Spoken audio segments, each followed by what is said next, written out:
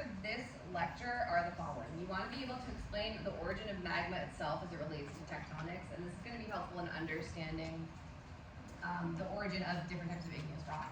We're also going to talk about how the cooling of magma leads to rock compositions and textures, and how we use those two characteristics to classify, which is the fancy way we say identify igneous rocks. And we're going to analyze features of some common igneous landforms and how they relate to the origin of that landform.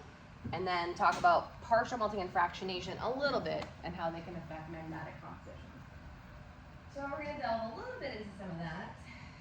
And by the end of this lecture, you should have a pretty good working knowledge of some of the ways in which we identify igneous rocks, because on Monday, your lab exercise will be to identify some igneous rocks. Now, the tests that we perform are much more subjective than those of the mineral tests. There's not really anything we're going to do on Monday that's going to involve like gathering quantitative data, so we're not going to have any numerical values. We're just going to be kind of like looking at stuff and then making judgment calls and hopefully getting to the answer based off what we visually observe from the rocks. Okay, so igneous rocks themselves are defined as rocks that form when molten rock, so magma or lava, cools and solidifies.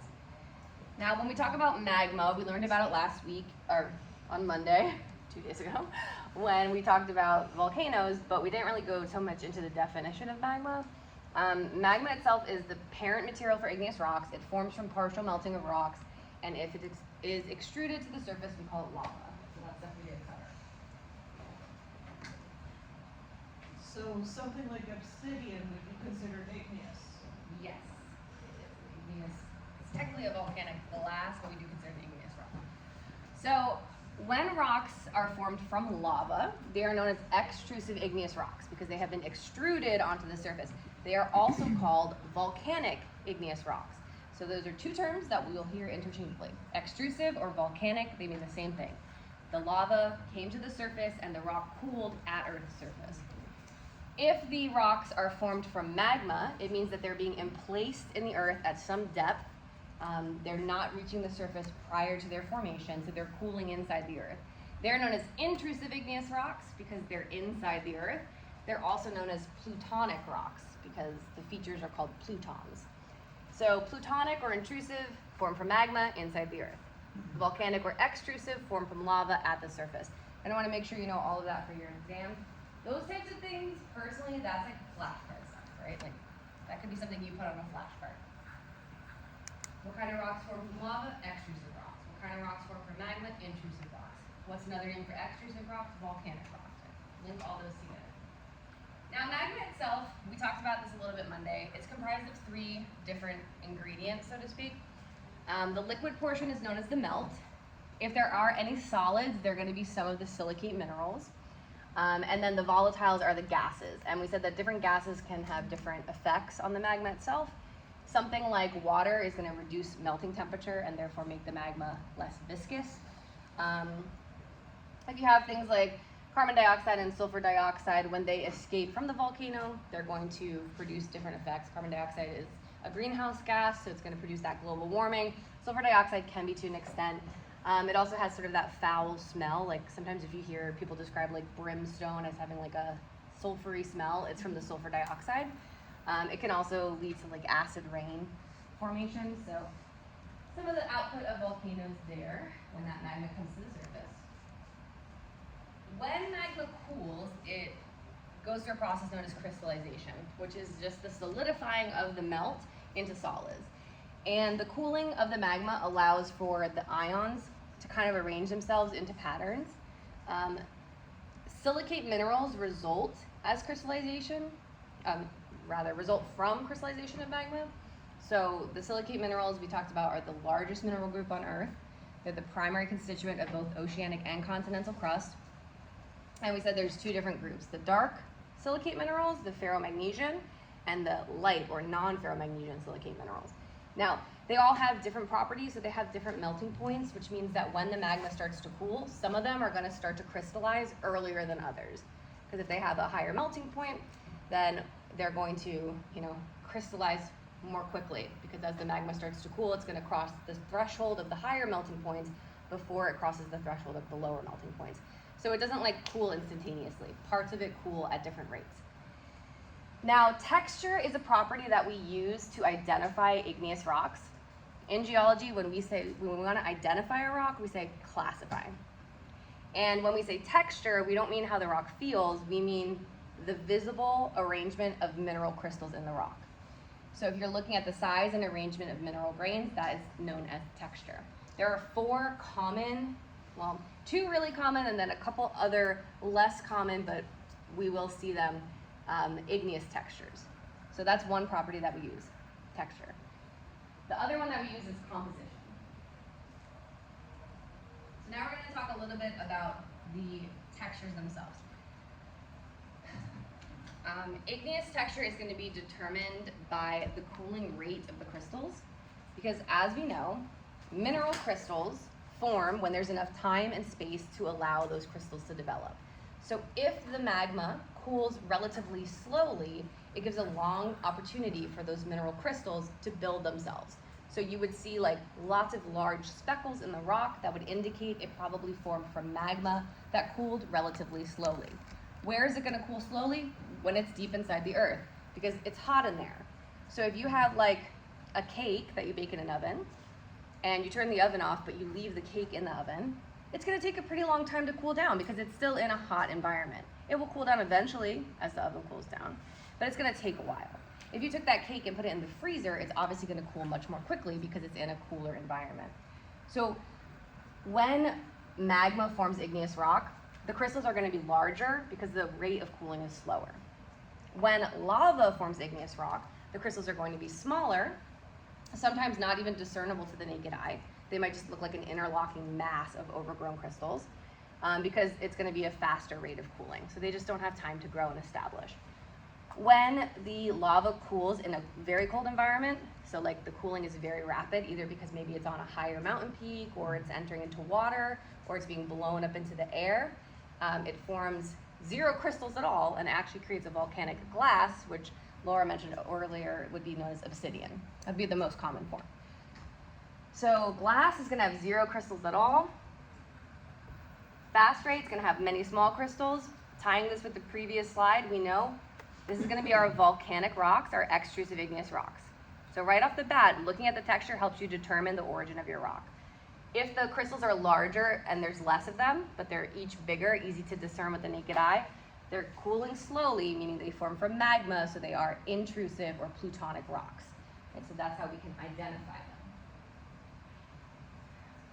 What else will affect the crystal size? The amount of silica present is also going to potentially affect texture, this should really say, and also the amount of dissolved gases. Because like we mentioned, pumice and scoria, those 2 rocks contain a lot of vesicles or air bubbles, and that's because there's a lot of gases in the melt. So when the rock solidifies, it traps those gases, or it traps the spaces that were holding those gases, and then the gases obviously escape, so they're left with empty space. Okay, so now we're going to start talking about the names for these different types of textures. So these are the 2 biggies. And look, they each have 2 names. Yay! The one that is going to be associated with our volcanic rocks is known as an aphanitic texture. It comes from the Greek or Latin, I actually don't know. Probably Greek. This word fan, that means visible. So like the Phanerozoic eon is the visible life eon. So when you have phaneritic rocks, it means that the crystals are easy to see. They're large and they're visible. When they're aphanitic, meaning they are missing this fan part, you're not able to see them. So they're not visible. They're typically microscopic, they're overgrown, so you can't actually discern individual crystals in that particular rock. So this is going to look like a more uniformed mix of colors altogether. This is going to look like speckled or polka dots. All right? So we want to make sure we know which one goes with which. Aphanitic is also described as fine-grained, and phaneritic is described as coarse-grained. Yes? Would aphanitic be exclusive? Exactly, yes. Perfect tie-in. So Heather said, would these ones be the extrusive rocks? Yes, because they cool faster. So typically extrusive rocks are going to have an aphanitic texture. Intrusive rocks or plutonic rocks are going to have a phaneritic texture. That's like the main ones that we would expect. Occasionally we get some of these other textures, which are a little bit different. This is an aphanitic texture. I actually don't love this picture. I should really just update it. But this is a rock called basalt, and it is the most common rock on Earth. It's also, if you look at the moon at night, the dark spots, that's basalt. So it is a very common rock. It's formed at spreading centers. As the seafloor spreads, it's spewing out basalt. I don't love this picture because there's like some different weathering here that's showing these different colors. That's abnormal. That's not normally what basalt looks like. So just focus on like this section here. In this picture, it looks kind of lighter gray than it truly is. Basalt is typically like a pretty plain looking dark gray to black rock. It doesn't really look much different than that. It just looks like a black rock. So it's nothing personally that I would be like, oh my God, what a beautiful rock. It's just very kind of run-of-the-mill, plain looking rock. So what about like when rocks have like, they're like quartz or something like that, but they'll have like a white stripe or something like that going through them? But we're gonna look at some of the other textures and maybe that one will pop up. This would be an example of a phaneritic rock. So again, maybe we start to recognize, we talked a little bit about this type of rock when we did minerals, because this is granite. Granite is the primary builder of continental crust. It is an intrusive rock. Tie it into volcanoes. It should make sense. Granite is more likely to form intrusively because it's high silica, right? So it doesn't really come out of volcanoes often. The low silica basalt, that's what we saw before, that's going to be extruded easily because it runs easily from volcanoes, has low silica, it's not as sticky. Since this is sticky, it gets stuck underground, so it's going to form at a slower rate of cooling. We can identify some of the minerals in here from what we learned before. The plagioclase and potassium feldspars we see with the white and cream. The clear would be quartz. The blacks and the shiny are either going to be, the shiny black would be biotite mica. The sparkly clear would be muscovite mica. And then the other blacks are going to be pyroxenes and amphiboles. We said they're kind of like interchangeable for our purposes. So we can identify all of these different things just by looking at them. If you're able to do that, you know you have a phaneritic texture. Now, some other examples of textures that we do see, but usually less frequently. This one is known as a porphyritic texture. This means that you have essentially minerals that are forming at different temperatures. So like something about the rate of cooling. You have a mix of minerals in there that have very different like melting points. So they're gonna start to cool like a lot more rapidly or a lot less rapidly than the rest. So the ones that are cooling earlier on are gonna have a much longer time to develop. They're gonna develop those large crystals, but the rest are gonna cool quickly and then not develop those large crystals. So you end up with really big crystals known as phenocrysts that are trapped into like what we call a ground mass or a matrix of uniform looking aphanitic texture behind. So essentially polka dots. You're gonna have like a uniform structure with big polka dots in it. And then we have a glassy texture, which we described before. This occurs when you have very rapid cooling of lava. If you recall, one of the definitions of minerals is they need to have that ordered crystal structure. Glasses, we said, don't. They have an amorphous structure. They cool so rapidly that the ions don't actually have time to get into their little patterns, so it's just amorphous, no structure at all. And that's what creates obsidian. So could a porphyritic texture maybe be like something like labradorite? I would have to see the sample. You can have porphyritic textures in many different types of rocks. This is an example of porphyritic granite. So here the ground mass isn't quite aphanitic because of the fact that granite is already a phaneritic rock, but you can see the phenocrysts here. So these much larger feldspar crystals than what we see in the background. So those would be the phenocrysts. This background stuff would be our ground mass. Question, yes? So in that little like subcircle, Yeah. it looks very much like the blue crystals at the top are the largest, and then it's yellow, and it's a little bit tighter, and then a little bit you can see it's kind of hard to compare, but there's a little red parts too. Yeah, the bottom. Was that the temperature I'm guessing? So this is actually just, this inset is like what we would view under an electron microscope or a mass spectrometer of what these crystals look like. So they're showing us even the ones that we can't see visibly, like this is the internal structure of the crystals. Okay. This is our glassy texture, so this is obsidian. So again, literally that to me looks like a broken beer bottle, but it's obsidian. So it very much has this glassy appearance, and you can see no crystal structure at all. It's amorphous, looks like some kind of liquid smeared across the slide, but that's just because the ions didn't have time to arrange. So not at all in that one. Alright, now the next two are ones that we don't see even as frequently as those. But by far the most common two you're going to see are phaneritic and aphanitic. You might see glassy, you could see porphyritic, but mostly you're going to see phaneritic and aphanitic. You could also see something called pyroclastic, which we know pyroclasts or clasts are the little rock materials that are shot out from the volcano. So if a rock is formed from like ash that got fused together, it would have a pyroclastic texture. They can often look more like sedimentary rocks because we're going to learn about next week.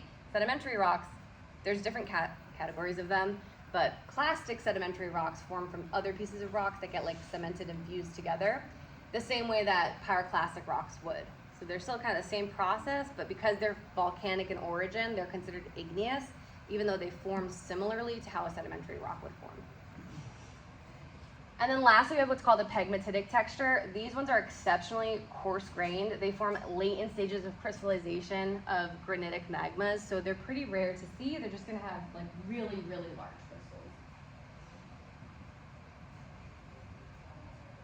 All right, so that's our textures. So when you look at rocks on Monday, you're gonna be asked, probably one of the first questions you're gonna be asked is to identify the texture of the rock.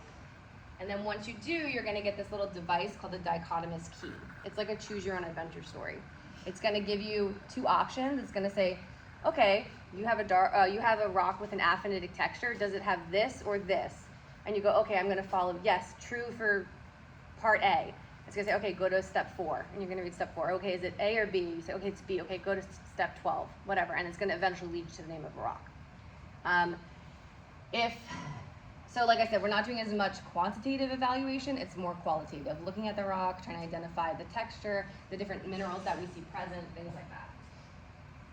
But you should be able to hopefully identify them pretty well. The other classification that we use, along with texture, is composition. So I've told you before, composition just means whatever it's made out of. Igneous rocks are primarily composed of silicate minerals. And again, here come our two terms. Our dark or ferromagnesian silicates include olivine, which is a green mineral, pyroxene and amphiboles, which are our black minerals, and biotite mica, also black but sparkly black. Ferromagnesian, we talked about, they contain high levels of iron and magnesium. So more iron, more magnesium, your rock is going to be darker in color, it's going to be denser, it's going to melt a little bit more easily, it's going to form in much higher temperature volcanoes. Light or non-ferromagnesian silicates are going to include quartz, muscovite micas, and feldspars. Feldspars are going to be our cream and white and pink. Muscovite micas are sparkly clear, and quartz is our translucent. So light colored on the bottom, also less dense, and dark colored on the top, more dense.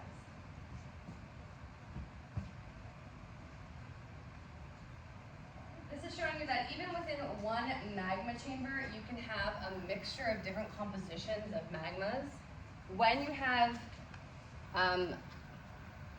magma that contains more dark silicate minerals, it's known as basaltic magma because the rock it forms is basalt. That means it just has a high concentration of dark silicate minerals. If you have a magma with a very low concentration of dark silicate minerals, it would be silica-rich, known as a rhyolitic magma, because the rock it forms is called rhyolite. And then in between the two, we have andesitic magma. Now, those names are associated with the rocks that these magmas form. They also have their own names independent of this. So again, another thing with double names. Rhyolitic is also known as felsic because it has a lot of feldspar and silica. Andesitic is known as intermediate because it's in between the other two. And basaltic is known as mafic because it has a lot of magnesium and iron. Why they do it backwards, I don't know. Instead of ferromagnesian, they flip it, mafic. Now we also have another composition that's very rare on Earth known as ultramafic. It's comprised almost entirely of dark silicate minerals. So those are the 4 groups you're gonna need to know. So starting with granitic versus basaltic. Granitic composition magmas are gonna be made of light colored silicate minerals. They're known as felsic because they contain a lot of feldspar and silica. They have a lot of SiO2. They have the most silica of any of the types. They're the major constituent of continental crust. Granitic is the name. The one I gave you was rhyolitic. So what do you think is the difference between the two? Why would it be called granitic and rhyolitic?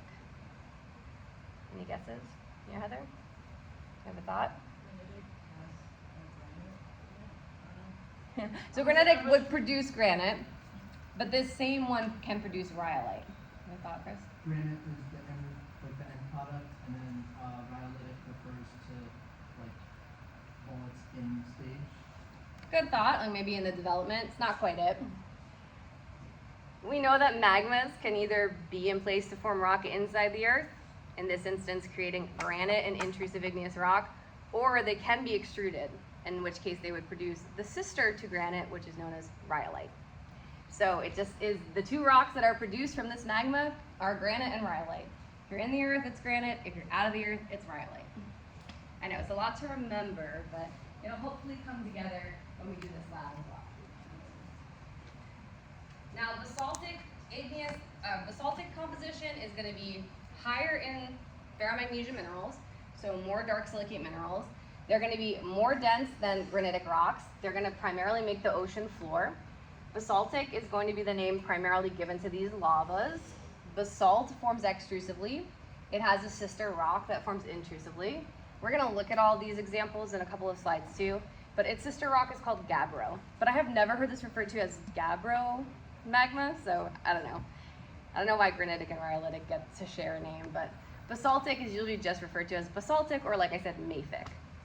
So you will hear those terms interchangeably. I feel like I don't even honestly know which one I use more often. I feel like I usually use mafic and felsic, but it's like when someone asks you how do you pronounce data, and I'm like, wait, do I say data or do I say data? I can't remember now. So you'll hear them both. Try to memorize them all. I know it's a lot of vocabulary in this unit. This is an example of Mount Kilauea, which we talked about before, erupting, and some of the lava is pouring off into the sea. So that's going to cool pretty rapidly as it enters into that cold water. You know, it's Hawaii, so the water's not cold for ocean water, but it's cold compared to this volcano. Nice bahoi-hoi flow, just flowing over the edges here. And look at all these black rocks all around, basalt. Black sand beaches in Hawaii, basalt. This is what they're made out of. I think also Tahiti has black sand too. Probably. All right, so next up we have our other compositional group. So intermediate is going to be smack dab in the middle of the other two. So it's going to have not as much silica as granitic, and it's going to have more silica than basaltic, and then the opposite would be true for ferromagnesian. It's going to have less ferromagnesian minerals than mafic magma would. It's going to have more ferromagnesian minerals than felsic magma would. And then the last one we say is the ultramafic. This is a rare composition. It's really high in magnesium and iron. It's composed almost entirely of dark silicate minerals. It doesn't come to the Earth's surface very frequently. So there are both extrusive and intrusive versions of ultramafic rocks. The extrusive versions are exceedingly rare because it's so dense it just doesn't really erupt. It doesn't usually make it up to the surface.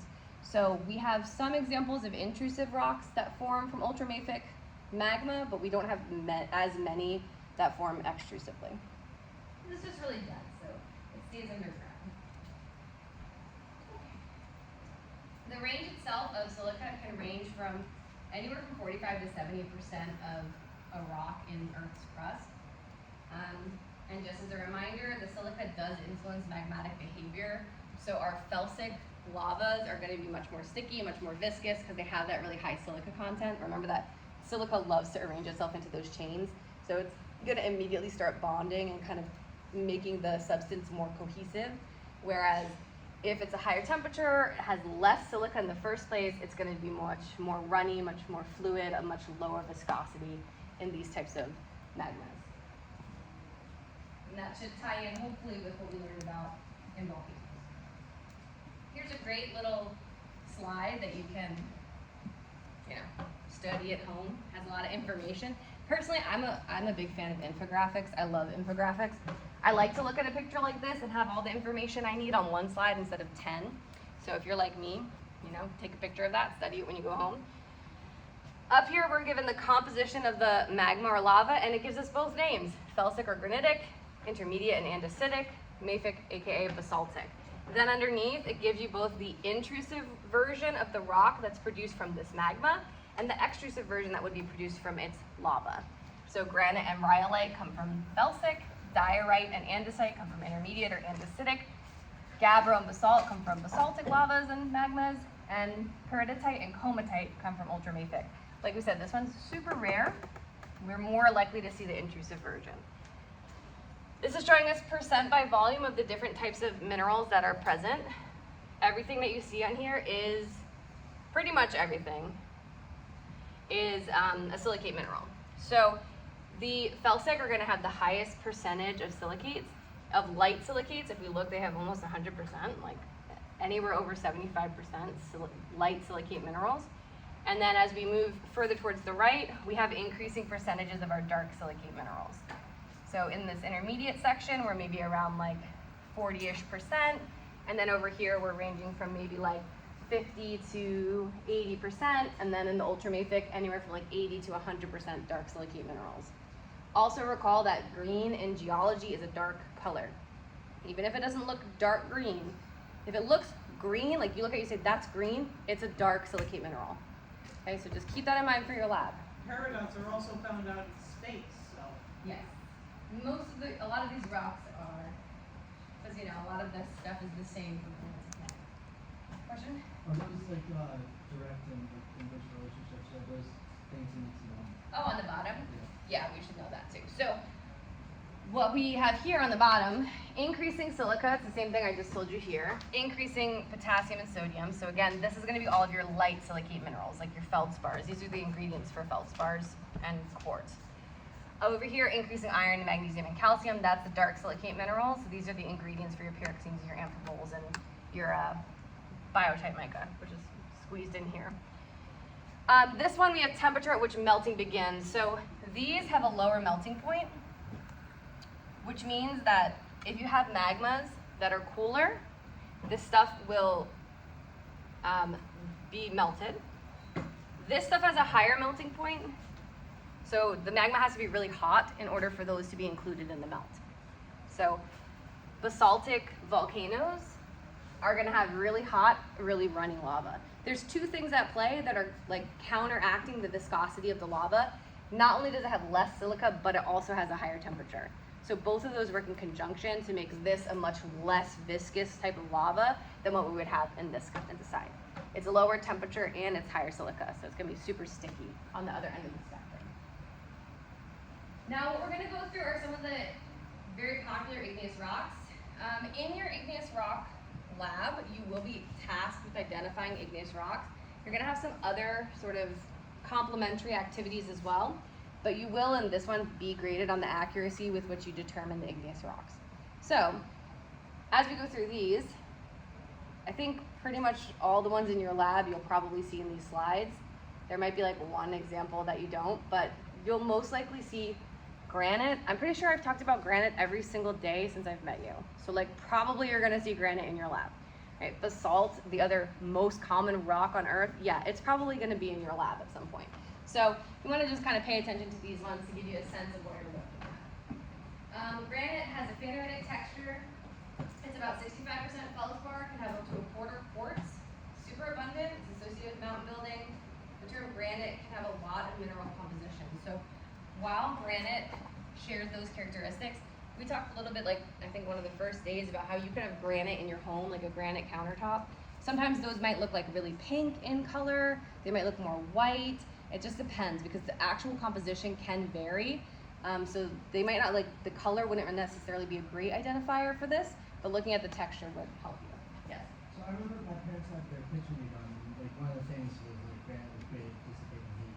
That like Yeah. you could just put hands right in the stove on it and it could, yeah. Right, because like you're not gonna damage granite, right?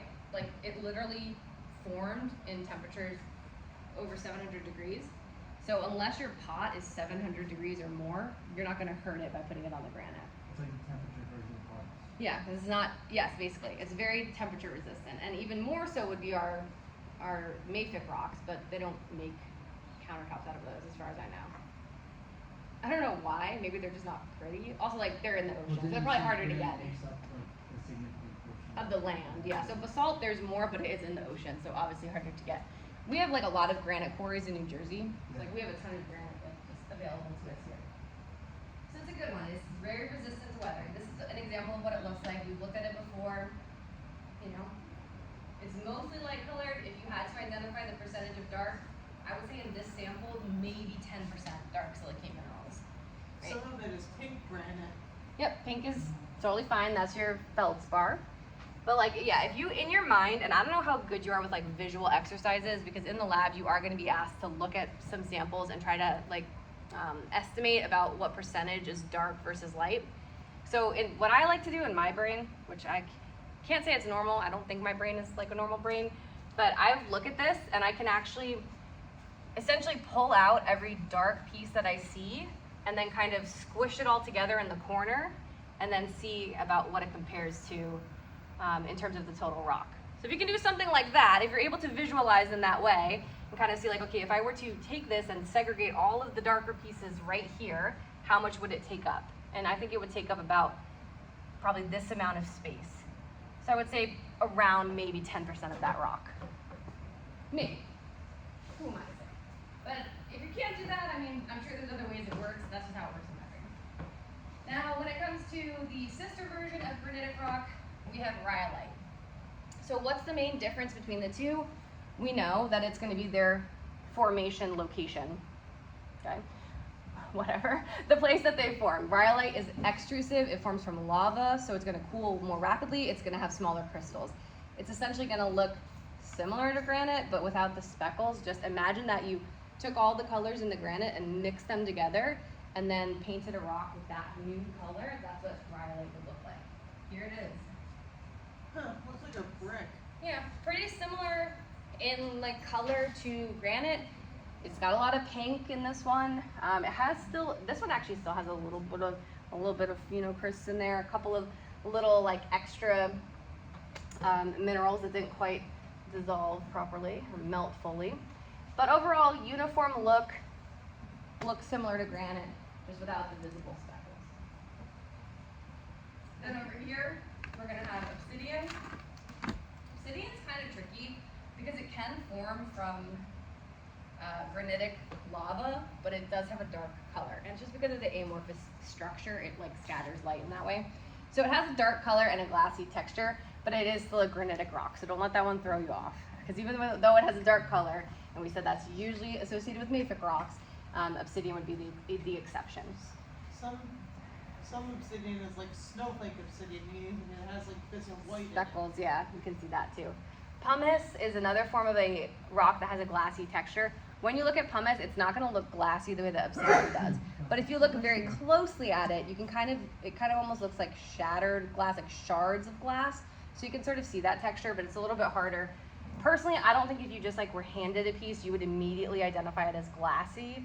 But if you're told that and you look closely, you could probably see where that comes from. It has a frothy appearance, numerous voids. It's super light. You're going to pick it up and be like, whoa, that's a really light rock. It's probably pumice. It's going to be light in color like the rest of the granitics, save, obsidian. A lot of people use them when they get pedicures. Yep. So there we have, pumice is very glassy and sharp with countless vesicles. And then on the bottom is that hand sample of obsidian. That one's actually showing a pretty nice conchoidal fracture too, just like quartz does.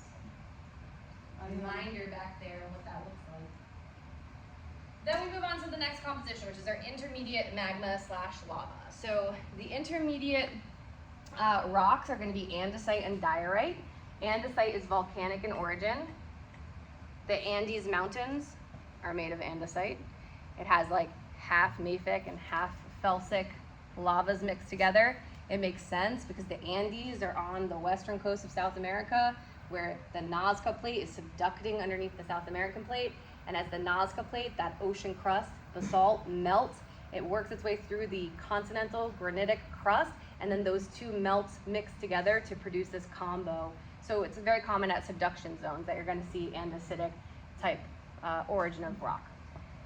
So volcanic would be andesite, and then the plutonic equivalent, so the one that forms in the ground, is diorite. Diorite looks like a Dalmatian. This one that we're going to look at here is porphyritic andesite. So again, it's not my favorite sample. Try to ignore the polka dots. Just look at the gray, the like sort of light gray background, the ground mass. That would be a good example of what andesite would look like. If it weren't porphyritic with these phenocrysts, it would just look like this ground mass. like a kind of light gray. Looks like something you'd build your house with. Sure. And it looks just like if you were to take this rock and melt it down and mix it together. So here we have white and black. Again, like I said, little Dalmatian spots.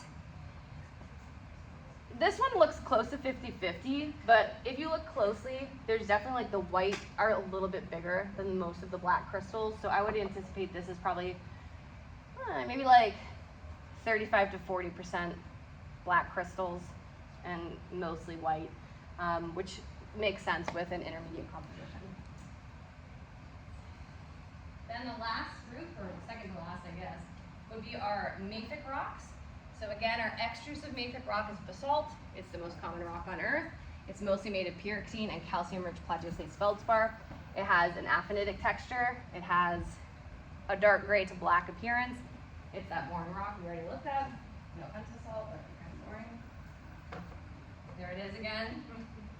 And then its intrusive equivalent is gabbro. Gabbro looks very similar to basalt. It can be a little bit harder to distinguish the crystals because since it has mostly dark silicate minerals, even though the crystals are there, they're all like the same color. They're mostly black. So it can be harder to distinguish than the crystals that we see in like a granite where there's different colors.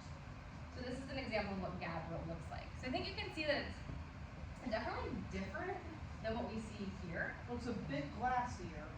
So this one is a little shiny. This one also, it's kind of hard to see there, but it has some, you can see some olivine crystals in it. You can see some green coming through.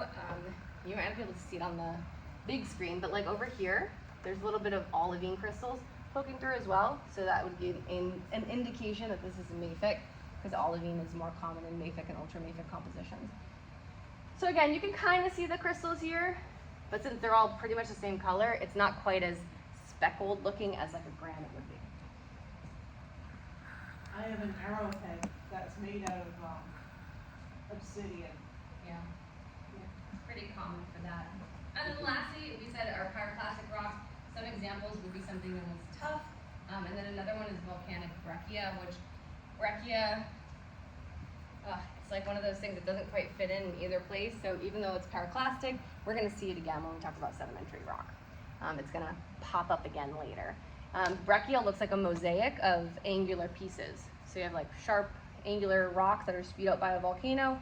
They clump together, they lithified into the solid rock. So you pick it up, it's like one big piece with little jagged triangles all mixed in it. Tuff is just ash that's fused together. So it's going to look like exactly what that would look like. A bunch of ash fused together.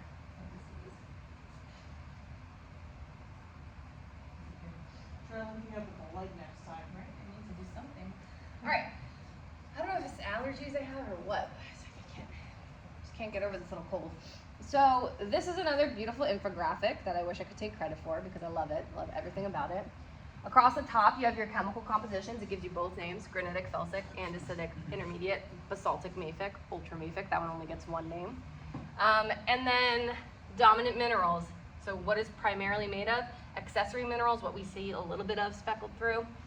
And then we have the version of the phaneritic and the aphanitic. So these are going to be our intrusive igneous rocks, our extrusive igneous rocks. Porphyritic, it says here for all of these.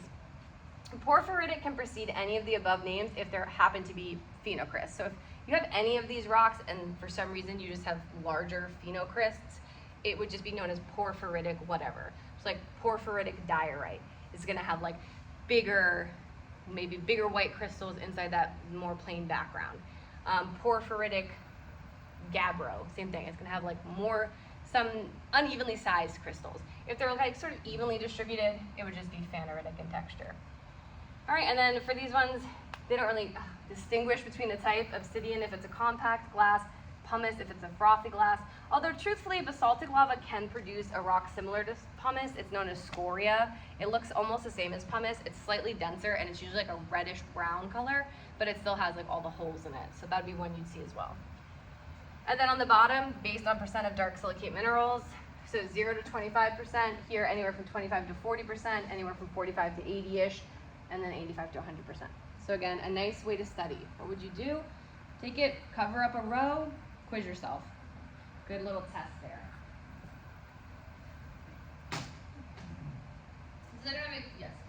Yeah, so, are like the phenotype is not the same root as a phenotype, like a physically apparent, Physical. like physical structure. Yeah, I think so. I don't know exactly what the root of pheno means, but I would imagine it has something to do with that physical. Not linguist here. You're quizzing me. I'm getting ready for the SATs over here. All right, so intrusive igneous activity is what we're going to move on to next. So before we do, any other questions on igneous rocks? Yeah. I see Heather like looking at me like, how do you know all this stuff? No, I'm just taking notes. And Yeah? little pictures. All right, so you got it all memorized? No. All the parts? No. Anybody feeling confident? No. So Not yet. this one is going to probably just take some rote memorization. If that's something you haven't done in a while, get some flashcards, ask ChatGPT to quiz you on some of this. The more you do it, the more you say it out loud, the better you're going to remember it. I would say, how long have I been teaching geology? I guess like 13 years. Probably took me like till maybe my second year teaching it to fully like remember everything without needing to consult my notes, you know? So it takes a while, but the more you say it out loud, go home and teach your family about it, and then you'll remember it a little bit better. All right, so now we're going to talk about intrusive igneous activity. So we said that most of the magma on Earth does not escape onto the surface, right? Volcanic eruptions are not like super common on Earth. So most igneous rock is going to form intrusively. And when it does, it's known as a pluton. So this is a cooled, emplaced magma into pre-existing rock. And we classify plutons based on their orientation to the surrounding rock. So what do they look like compared to the rocks that are already present when they form? Now, we will discuss and hopefully I have a marker here to draw. Alright, so while igneous rocks are the most common rocks on Earth, the surface is littered with a different type of rock called sedimentary rocks. And sedimentary rocks primarily form in these beautiful layers like this. So now, when magma comes through here, it kind of has one of two possible paths. It can cut through these pre-existing layers, like this, and then solidify into an igneous intrusion that's not in line with the pre-existing layers, or it can squeeze through here and actually kind of wedge itself in between a couple of layers, and that would be a different type of feature. So the one on the left that cuts across layers is known as a discordant pluton because it goes across pre-existing structures.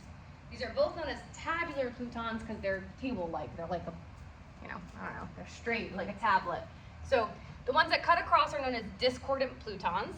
The ones that go in line with the pre-existing strata are known as concordant plutons. And then sometimes we just have big old blobby bodies like this, which are just known as irregular or massive. They don't have any particular shape. They're just big blobs inside the Earth. So those are going to be our massive bodies. So the discordant and concordant tabular plutons have names. A tabular discordant pluton, so the one that cuts across, is known as a volcanic dike. It is spelled like this, D-I-K-E. This is a volcanic dike. It cuts across pre-existing layers. It essentially, imagine it's the pipe of a volcano, so it's a conduit. So magma at some point was flowing through here, but then eventually it cooled and it just got stuck inside the Earth in that same pipe structure. The concordant tabular pluton is known as the sill. Think like a windowsill. It's just in line parallel to the window, and so is this sill. And then we have our massive ones, which we'll look at on the next page. The thing about the sills that can sometimes become tricky is that they can look like layers because they're just in line with the layers. So if you're not careful about their identification, you might mistake them for a sedimentary layer. But in fact, if you know what igneous rocks are like, and they don't really look exactly like sedimentary rocks, so you would be able to differentiate them. What can also happen sometimes is, imagine we had a volcano here, and that volcano had spewed out lava, and that lava had fallen here on the ground. And then over time, that volcano eroded away, and a new sedimentary layer came. Okay, well now this buried lava flow could look very similar to this sill. How would we know the difference? Well, this baddie is going to be made of intrusive igneous rock because he formed inside the Earth. This guy's going to be made of extrusive igneous rock because he formed outside the Earth and then later got covered up. So they can try to trick us, but we're too smart for that. We're gonna figure it out. Now, this is gonna be important later. When we do relative dating, we're gonna look at a principle called the law of cross-cutting relationships. And depending on how these intrusions interact with the surrounding geology, it's gonna help us to figure out the age of a particular rock body. So these will become important again later. We're not gonna do as much with them now, besides kind of identify them, but we will use them again later. These are some examples of what a dike and a sill might look like. So here is a sill. So there was some rock here. This sedimentary rock pre-existed this sill, this wedged in between, and then over time some kind of cut, so maybe a road cut or something, exposed these layers. We could see layers of sedimentary rock, and then this big igneous intrusion. The previous slide also talks about how sometimes this can exhibit something called columnar jointing, which is sort of like it's like a shrinking that occurs that causes contraction of the rock to produce these like column-like structures, and you can kind of observe that in this picture right here. So I would think, even if that white trace wasn't there, looking at that body, you know, it might make you stop and be like, oh, what's this? It kind of doesn't look quite the same as these other things. These have layers going across, this has like lines going up and down. So maybe you'd start to recognize that that doesn't really seem to be in place with the rest, and that's how we know it's not a sedimentary rock, it's not the same. This is a dike that was exposed through erosion. So again, in this instance, the sedimentary layers are gonna be running in this direction. This is kind of a funky situation because, you know, sedimentary layers normally do form flat. So this whole area must have been like shifted and tilted at some time in order to have the dike in this orientation. Well, we'll talk more about that again when we talk about crescent deposition. This is columnar jointing. So this is a really good example of it. Rapid cooling from the outside causes shrinkage of the rock itself, and it can produce these sort of six-sided columns. That's the Giant's Walkway in Scotland. Yeah, so you can observe this as a natural phenomenon that occurs when you have cooling of igneous rocks. So it can sometimes possess this jointing, which just gives you an indication of the igneous rock. All right, and then we have our massive intrusive bodies, the biggest of which is known as a batholith. The batholith, it's essentially a hardened magma chamber. So underground, when you have a volcano, you have all the magma stored in that big chamber. If that whole thing cools, it would create a batholith. It's just a large intrusive body under the ground. We can have smaller bodies that are still bigger than our other plutons. This just talks a little bit about the actual formation. Magma at depth is less dense than the surrounding rocks. So in the mantle, the more buoyant magma pushes inside the host rock, and it can rise through the earth in a process called shouldering. So basically, it's just because of the fact that magma is less dense than surrounding rock, it just kind of like squeaks its way up through. So imagine like a big person kind of just shoving their way through a crowd. They're going to kind of force their way through a little bit at a time, and they'll eventually make movement in that direction. They don't quite make it all the way out, but they get stuck somewhere in between. Near Earth's surface, the rocks are cooler, so then the upward movement is accomplished by another process called stoping, where you start to like grab some of the rocks and incorporate them into yourself, like a blob formation, and then they're going to sink through the magma. So sometimes when this happens, you can have a rock that doesn't get melted in the magma because the magma is already close to being cooled. So it grabs this other random rock and it incorporates it into its melt or into its body, but it doesn't actually melt it, so that other rock stays solid. So then when the igneous rock forms, it has like a random other rock just embedded inside of it, and that would be known as a xenolith. So this is blocks of country rock that are found suspended in plutons. They're also known as inclusions because again, it's like literally you're just taking it and grabbing it and pulling it into your body, and then you solidify around it. So you can have like a random sedimentary rock or something just trapped in an igneous rock. We're going to use that rule of inclusions to help us again with dating when we get to that chapter in a couple of weeks. Did you have another question? Sorry, another editing off the last one. So is it like a monolith is like where these are like in columnar jointing where it's more like geometric and more faces, like this monolith like a singular base surface? So like a monolith in everyday language is like, yeah, it's like a massive uniform body, right? In geology, when we talk about lith, yeah, it means rock, like lithify. So a xenolith is literally a foreign rock. Foreign. Right, so it's a foreign rock. It doesn't fit in where it's supposed to. Like if you're xenophobic, you're afraid of foreigners. So if you're a xenolith, you're a foreign rock, right? So yes, that's where that root comes from. Alright, so this is an example of a xenolith. You see this igneous rock and then you're like, what the heck is that thing? This is some extra rock just stuck in there, and that's your xenolith. Or your inclusion, you can call it that.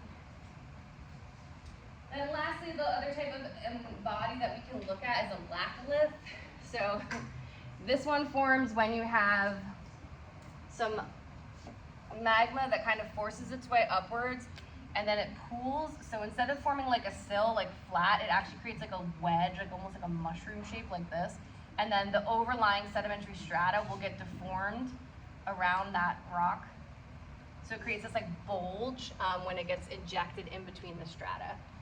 This is like, I don't even know if I can think of like a really good example of this. For some reason, this is what's coming to my mind. If you ever get like any type of like shot or medication and it like, you see literally where they put it under your skin and it like bulges up, that would be like this. It's ejecting in from the inside and then it's kind of causing that bulge that we could observe.